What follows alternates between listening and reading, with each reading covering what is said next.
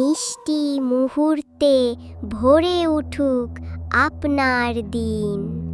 তাজা, নরম আর মুখে গলে যাওয়া কেক। কি সুন্দর সুগন্ধ! চলো না বাবা, দেখি তো কোথা থেকে আসছে এমন মন ভোলানো গন্ধ।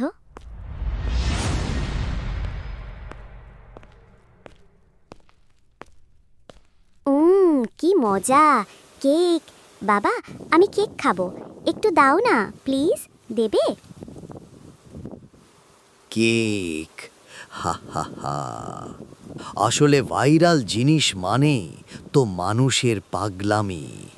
ইউটিউবাররা তো পেছনেই লেগে থাকে, ভিউই যেন জীবন। কিন্তু আমি তো ধোঁয়া, আমার কি আর খাওয়ার দরকার?